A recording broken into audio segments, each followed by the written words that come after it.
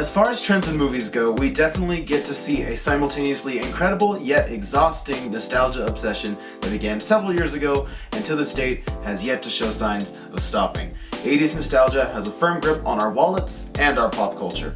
But what happens when the market becomes just as oversaturated as the style of decades we're trying to replicate? Many would say that it won't affect us very much, if at all, and while I absolutely agree that no one can know for sure, today we're going to take a look at the facts.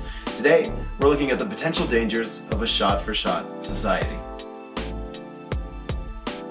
Let me make this clear. I don't want to change your opinion of these movies, just explain what this trend might mean for our future.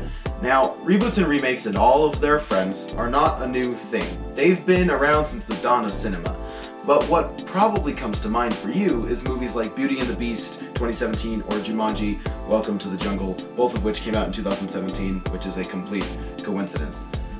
However, Disney doesn't consider their live-action remakes, and Sony was very careful to make sure everyone knew that Jumanji Welcome to the Jungle was not a reboot or a remake, but rather a sequel with a soft reboot.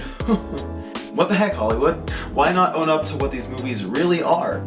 An article from The Guardian says the studios only have themselves to blame, and later states audiences are simply fed up with an approach to cinema that looks a lot like asset stripping. How much could this really affect us in the long run? I mean, movies don't affect us that much, do they?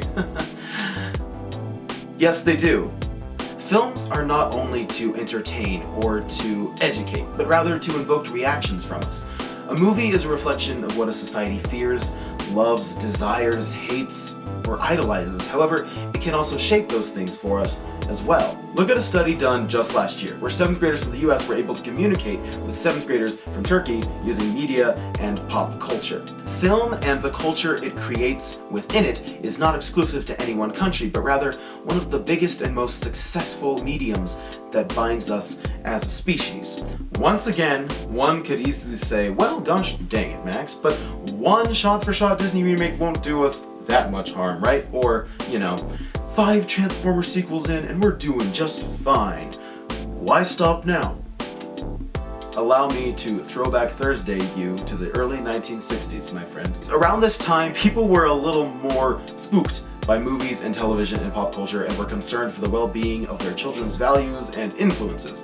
They weren't exactly wrong to be scared either, but of the many studies during this time, I found a very interesting quote from a study done in 1961. Such influences are rarely the product of a single film or even of several, but are much more likely to be the outcome of a succession of movies with similar themes and tendencies, causing by reiteration a new state of mind or change of outlook in the young spectator.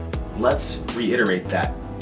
Not just one movie, not several movies, but a long succession of movies that are similar in theme and in pattern is more likely to produce a long-term and indirect effect on the children watching such a series of films. One could argue that through our pop culture and through the movies we watch, we change as a society. Are we truly progressing as a society if we stick to the same concepts and ideas for decades on end?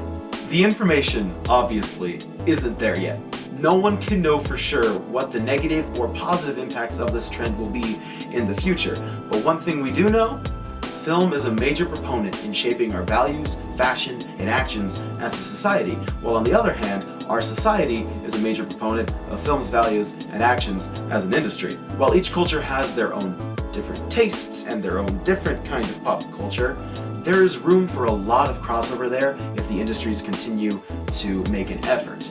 Children and their values and their ideals are shaped not by one movie, but by many with the same theming and the same ideas.